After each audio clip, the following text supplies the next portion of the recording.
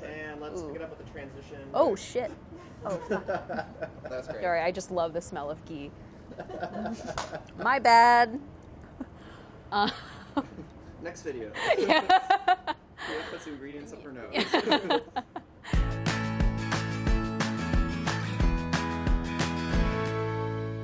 I just got copy number 1 of my cookbook, Indian-ish. Do you want me to like...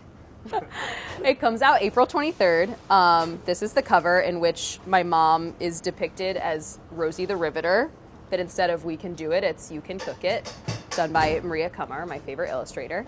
So yeah, we're gonna make one of the dishes out of this cookbook today, spinach and feta cooked like saag paneer. You may or may not have heard of saag paneer. It's a very standard takeout staple. It's basically a dish of paneer, which is a type of Indian cheese, cooked in a spiced spinach gravy that's sort of been pureed. But we're doing something a little bit different. Instead of using paneer, which you totally can use in this recipe, we are going to use feta. It's briny, salty, Greek cheese. It crumbles easy. I could literally eat blocks of this stuff. So we were making a version with that, which my mom sort of made the discovery when we went to Greece that feta and spinach go together perfectly, and feta does this wonderful job of adding this like briny, salty element to an aromatic spinach gravy. Man, there's a lot of peanut gallery today. It's just a little bit more interesting than a standard saag paneer, and it's one of the most well-loved dishes in our house. First thing we're gonna do is many Indian dishes start with chopping an onion. So we're just gonna chop this into a 1/2-inch dice. This is going in the blender, so don't obsess too much about doing a perfect chop. People always ask me, do you de-seed your chilies? I never do. I feel like this is one chili in the entire dish. Like, you can handle it, trust me. We've chopped our onion, we've chopped our chili. We're gonna take everything over to the stove and prep our sauce. So we're gonna heat this up on medium heat, and we're gonna add our ghee. So you can use ghee or olive oil. I much prefer ghee because it has this really rich, nutty taste to it. You can also use butter, but that has a little bit of like a higher burning point, so this is just easier. All right, so we're gonna put our ghee. We've got a 1/4 cup here. So ghee is basically just clarified butter. All you need to do to make ghee is melt a stick of butter in a pan, wait for this like foamy white stuff to appear on the top, and then either strain it out with a spoon or put it through a cheesecloth, and you've got ghee. All right, first we're gonna add our spices. We've got coriander seeds, which are nice and earthy, and then we've got our green cardamom pods. And the best part about this is that you don't have to do any grinding with this because you're gonna end up blending this in the blender anyways, so you can add the spices whole. Just a cardinal rule in Indian cooking is that you always want to toast your spices. That's really how you're getting the maximum aroma and flavor out of them. If you're not toasting your spices, oftentimes you're getting a sort of more like bitter, like weirdly earthy flavor, but as soon as you toast them, it sort of releases those natural oils and it's gonna taste really good. There's like nothing better than just like smelling ghee melting in a pan. Can you smell it from over there? So you see now the coriander seeds are kind of browning a little bit. That's what you're looking for. That means they've toasted. You're just looking for like a medium shade of brown. Now we're gonna add our onion in.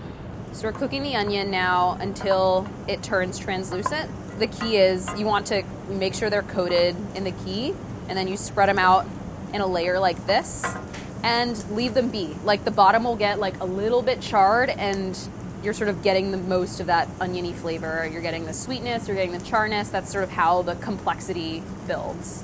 So yeah, this is going for a few minutes. Okay, onion's looking good. We're gonna add our ginger and garlic.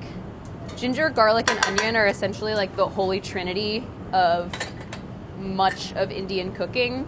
If you start with onion, ginger, garlic, you can kind of put anything there and it'll taste very good. Cook this for about a minute. You're just looking for the ginger and garlic to get coated in the ghee. Once you start smelling it, you can like sort of ghee, garlic, ginger. Now we're gonna add our spinach, about a pound of spinach. This looks like a lot, but it will wilt down.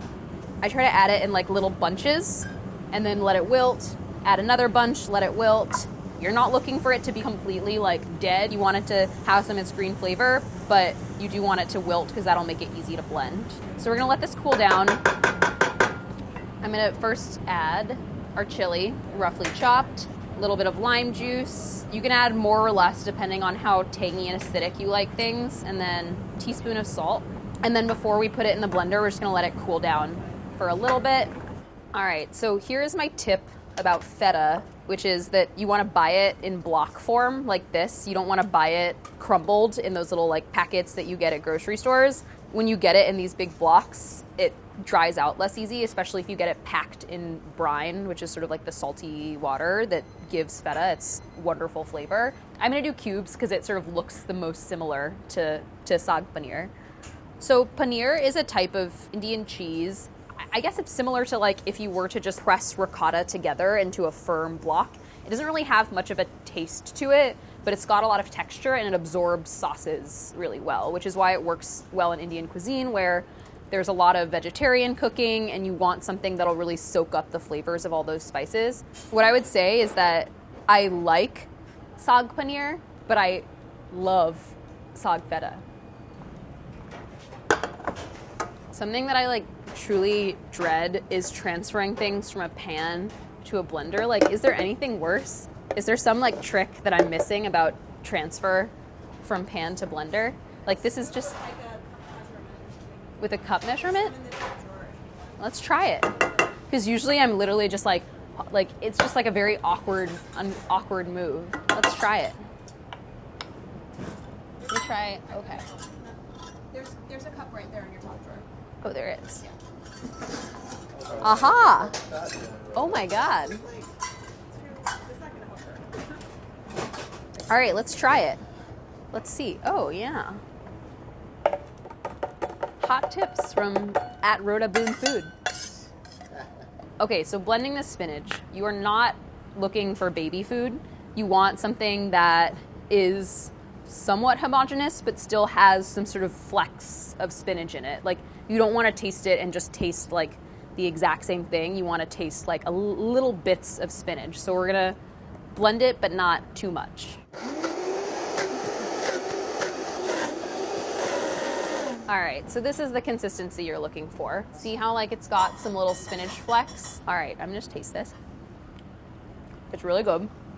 One thing to keep in mind is when you're tasting this for salt, you're gonna be adding feta later, and that feta is going to salt the dish. So you don't want this to be too salty because you're adding another salty component. Not really good. Now we're gonna go over to the stove. We're gonna add our spinach gravy, water, feta, and then we're gonna finish everything off with some chonk. There we go. On low heat.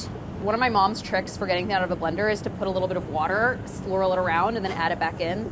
So I'm gonna do that, and then I'll add more water to this. You're basically just looking for something that is a mixable sauce, like this. Something you can like beautifully swirl your spoon in. So now what we're gonna do is we're gonna fold in the feta, be very gentle. You kind of just want the sauce to coat the feta really nicely and beautifully without breaking apart the feta. I'm gonna let that cook on low heat for a couple minutes. Basically what you're looking for is for the feta to kind of like bake into the sauce a little bit, but to not completely melt. That's how the feta is gonna absorb all of those amazing complex flavors of the gravy and make something that's just extremely delicious. And in the meantime, maybe we can make our chonk. Chonk time? It's chonk time. People ask with this recipe, like, why are you adding the ghee and then the spices twice? Like you do it at the beginning and then you do it at the end. Why can't I just combine this all into one step? And the thing is, you're looking to sort of layer the flavors. Like we have our spinach gravy infused with that wonderful coriander and cardamom and with the sort of herbaceousness of the spinach. And now we're gonna hit it with this sort of like nutty richness of the ghee, the earthiness of the cumin seeds, the heat of the red chili powder, and then of course our asafetida, which I don't think we've used in the test kitchen yet. It's sort of like I would like to think of it as like the Indian MSG, this sort of like mystical powder that makes Indian food taste more Indian. If you ever eat an Indian dish and you're like, what's that sort of like lip smacking, like craveable flavor? More often than not, it is hing. So you're gonna heat this on medium high. So you're working really quickly when you're making a chonk. Like this happens really fast, and if you sort of get distracted, you will burn your spices. So work quickly and carefully.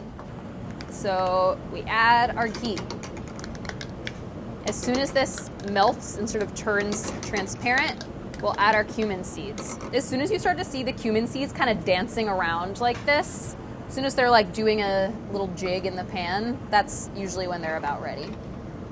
I'm gonna let them dance around a little more. They're sort of like going like this, and you want them to be like, that's when they're ready. And then we're gonna immediately add in paprika, cayenne, whatever red chili powder you have. Either works. And then a pinch of hing. A little hing goes a long way. Do not treat this like any other spice. And then as soon as this is done, you're gonna pour it over the top. So you can kind of like, this is kind of what I love about this dish is that like, I love the way the chonk sort of like glistens and forms these like pockets of fat in the spinach gravy. So we're gonna carefully scoop this. Wow, this smells really good. I think I'm gonna have it with both rice and roti, if that's cool. I think that the pro move here is to fill a bowl with some rice, then put some of your saag feta on top of that, eat all of that, then use the roti to sort of sop up the remains and clean your bowl. So we're just gonna mound up some rice. How much rice is too much rice? Is there such a thing? I don't know if there's such a thing.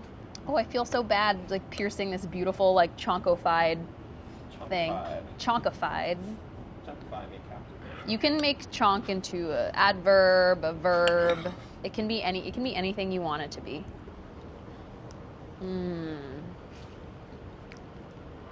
Holy cannoli. I almost said a curse word, but I didn't. Oh man. There is just the supreme difference that feta makes, just like the way that it just melts in your mouth. You do not get that with paneer. Paneer is amazing, don't get me wrong, but feta, it's sort of, it like literally melts in your mouth. Like the feta just like melts onto your tongue with this like salty, briny, funky flavor. And then on top of that, you have a really, really good spinach gravy. So if somehow maybe you mess up your spinach gravy, you're just like throwing your chonk over the top. So on the top, you've got your like nutty, fatty ghee mixture. And I mean, it's just like layers of things that like, how could you go wrong, you know?